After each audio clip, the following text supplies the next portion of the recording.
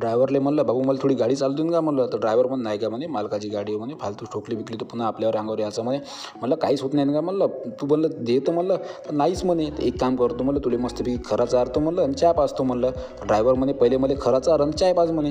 त्याला घेऊन गेलो कॅन्टीनवर घेऊन गेलो आणि त्याला एक मस्तपैकी चाय पाजली आणि खरा चारला. खरा खाल्ल्याबरोबर बंदा का म्हणे, हे घे म्हणे चाबी म्हणे चालवतो म्हणे.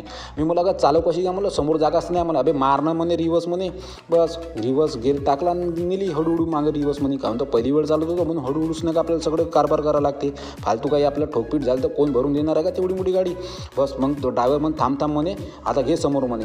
बस पहिला गेअर लावला आणि बस एकदम नाही का हळूहळू नाही का समोर आणणं चालू केली.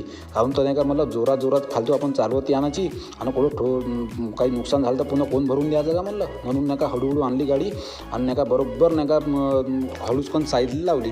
साईडला लावल्याबरोबर ड्रायव्हर म्हणे थांब म्हणतच राहिला. मी नेली हळूहळू पुन्हा समोर.